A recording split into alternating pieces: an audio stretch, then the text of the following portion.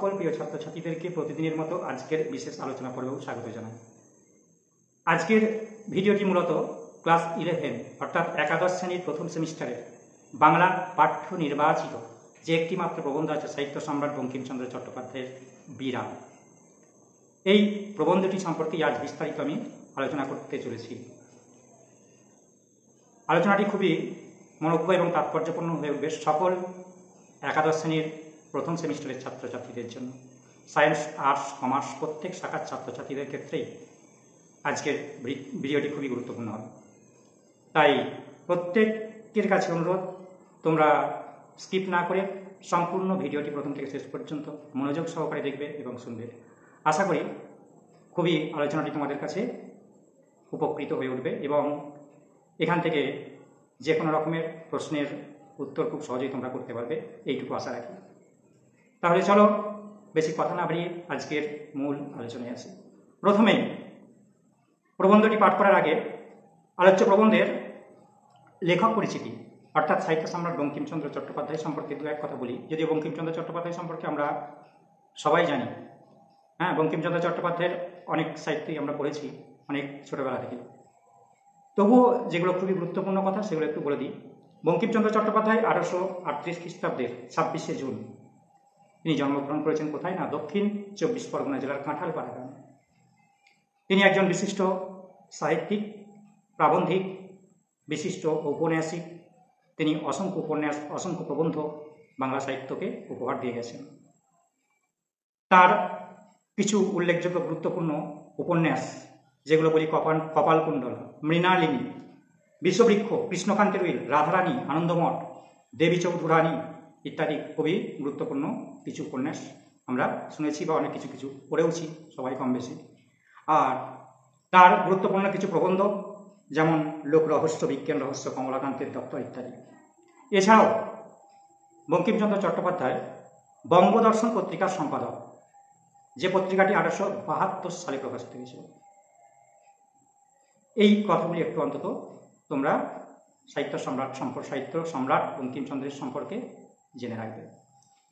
এখন আমাদের যে পাঠ্য বিড়াল, এই বিড়াল প্রবন্ধটির উৎস গ্রন্থ সম্পর্কে দু এক কথা বলি। বিড়াল প্রবন্ধ গ্রন্থটি বঙ্কিমচন্দ্রের ছদ্মনামে রচিত যে প্রবন্ধ গ্রন্থ, সেই প্রবন্ধ গ্রন্থ থেকেই নেওয়া। বঙ্কিমচন্দ্রের চট্টোপাধ্যায়ের ছদ্মনাম হচ্ছে কমলাকান্তের দপ্তর। তো এই সেই কমলাকান্তের দপ্তর, যেটি 1875 খ্রিস্টাব্দে এই গ্রন্থটি প্রকাশিত হয়েছিল, এটি একটি প্রবন্ধ গ্রন্থ। এই গ্রন্থটির মোট 3টি খণ্ড। প্রথম খণ্ড সেটির নাম কমলাকান্তের দপ্তরি, দ্বিতীয় খণ্ড কমলাকান্তের পত্র, আর তৃতীয় খণ্ড হচ্ছে কমলাকান্তের জবানবন্দি। প্রথম যে খণ্ড কমলাকান্তের দপ্তর, এই খণ্ডে মোট 14টি প্রবন্ধ রয়েছে। তার মধ্যে 11টি প্রবন্ধ তিনি নিজের নামে স্বনামে লিখেছেন। আর দ্বিতীয় যে খণ্ড বললাম কমলাকান্তের দপ্তর প্রবন্ধ গ্রন্থের, দ্বিতীয় খণ্ডের নাম হচ্ছে কমলাকান্তের পত্র। এখানে রয়েছে 5টি প্রবন্ধ, আর তৃতীয় খণ্ডে 1টি প্রবন্ধ। এখন এই যে বললাম প্রথম খণ্ড কমলাকান্তের দপ্তর, এই খণ্ড থেকেই নেওয়া আমাদের পাঠ্য বিড়াল প্রবন্ধটি। এই খণ্ডে যে মোট 14টি প্রবন্ধ আছে বললাম, তার মধ্যে যেটি 13 নম্বর বা 13 সংখ্যক প্রবন্ধ, সেটি হচ্ছে বিড়াল।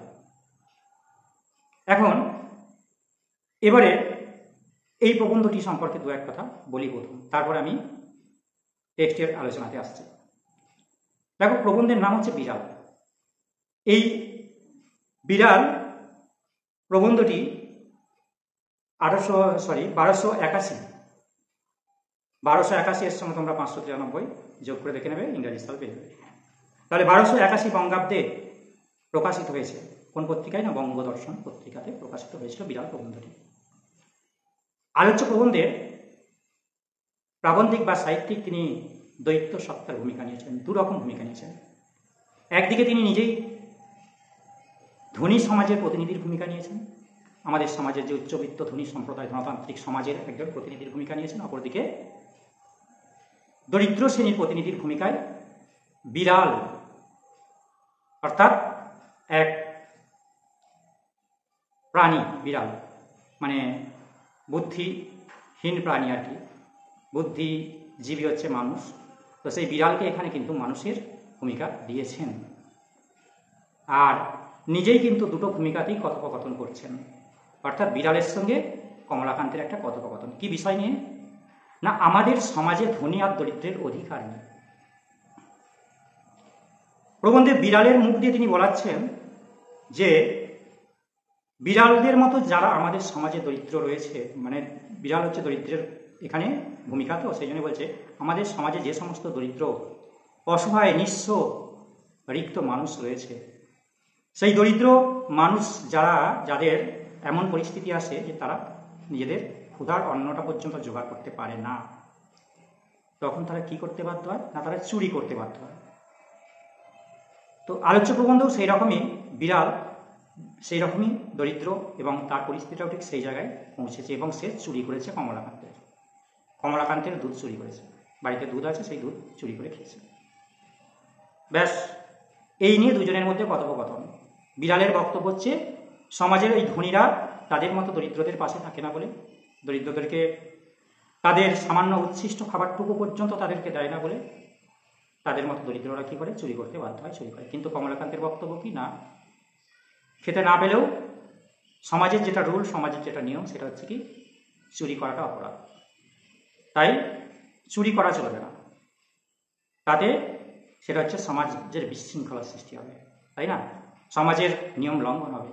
সেই জন্যই বিড়াল নানান রকম তার চুরি করার যে মূল, চুরি করার যে কারণ, সেই বিষয়ে নানান রকম যুক্তি তর্ক ওই কমলাকান্তের সঙ্গে করেছে। আর কমলাকান্তও তাকে নানানভাবে বোঝাবার চেষ্টা করেও তিনি কিন্তু ব্যর্থ হয়েই গেছেন, তার যুক্তির কাছে তিনি হেরেই গেছেন। তা সত্ত্বেও কিন্তু তিনি তাকে শেষ পর্যন্ত বুঝিয়ে যুক্তি দিয়ে এই পরামর্শই দিয়েছেন যে যখন খুব ক্ষুধাকাতর হবে তখন সে এই কমলাকান্তের যেটুকু খাবার, সেই খাবারটাকে ভাগাভাগি, কমলাকান্ত তার সঙ্গে ভাগাভাগি করে খাবে, তবু যেন চুরি না করে। এই বলে কি করলো না, শেষ পর্যন্ত কমলাকান্ত ওই পতিত আত্মাকে অন্ধকার থেকে আলোকের জগতে নিয়ে এলো, অর্থাৎ তাকে সুপথে ফিরিয়ে নিয়ে এলো, কুপথ থেকে। এইরকমই একটি প্রবন্ধ হচ্ছে বিড়াল। আর আমি এখন টেক্সট ভিত্তিক লাইন ধরে ধরে ফুটিয়ে আলোচনা করছি, তোমরা আলোচনাটি শেষ পর্যন্ত শোনো, তাহলে দেখবে সম্পূর্ণ প্রবন্ধটি পুরোপুরি তোমাদের কাছে সহজ মনে হবে এবং যে কোনো প্রশ্নের উত্তর একবার শুনলেই কিন্তু তোমরা করতে পারবে। তাহলে চলো আর দেরি না করে শুরু করি মূল আলোচনা। দেখো, প্রথমেই বলছি আমি শয়নগৃহে। আমিটাকে এখানে আমি হচ্ছেন প্রাবন্ধিক নিজে, অর্থাৎ কমলাকান্ত। তিনি শয়নগৃহে অর্থাৎ শোবার ঘরে চারপাইয়ের উপর বসিয়া হুঁকা হাতে ঝিমাইতেছিলেন। তিনি চারপাইয়ের উপর মানে খাটিয়ার উপর, চারপাইয়ের যে খাট, সেই খাটের উপর বসে কী করছিলেন না, হুঁকা হাতে ঝিমাচ্ছিলেন। এটা হুঁকা টানছিলেন, হাতে হুঁকা ছিল, সেই হুঁকা নিয়ে তিনি ঝিমাচ্ছিলেন। একটু মিটমিট করিয়া ক্ষুদ্র আলো জ্বলিতেছে। সেই সময় মিটমিট করে একটা ক্ষুদ্র আলো জ্বলছে। কোথায়? তার সেই শয়ন ঘরে, শয়ন গৃহের মধ্যেই। দেওয়ালের উপর চঞ্চল ছায়া প্রেত বৎ নাচিতেছে। এই যে দেওয়ালের উপর বলছে চঞ্চল ছায়াটা কিসের? তাহলে ওই যে আলোটা জ্বলছিল, ক্ষুদ্র আলো, সেই আলোর ছায়া, সেটা প্রেতের মতো, ভূত প্রেত বলে না, সেই প্রেতের মতো সেটা যেন নাচছে, অর্থাৎ দীপ দীপ করে সেটা জ্বলছে। আহার প্রস্তুত হয়নি, তখনও পর্যন্ত তার রাত্রির খাবার প্রস্তুত হয়নি, তৈরি হয়নি, ঠিক আছে? এজন্য হুঁকা হাতে নিমিলিত লোচনে আমি ভাবিতেছিলাম যে, বলছেন কি হুঁকা হাতে নিয়ে তিনি নিমিলিত লোচনে, নিমিলিত লোচনে মানে এখানে চোখকে একটু নিমিলিত করে, চোখকে নামিয়ে, চোখকে ঈষৎ মুদ্রিত করে, অর্থাৎ এক কথায় তন্দ্রাচ্ছন্ন অবস্থায় আমি ভাবিতেছিলাম, যেখানে আমিটাকে আমি হচ্ছেন প্রাবন্ধিক নিজে, কমলাকান্ত নিজে। তিনি বলছেন আমি তখন ভাবছিলাম, তিনি কি ভাবছিলেন দেখো, খুব গুরুত্বপূর্ণ জায়গা।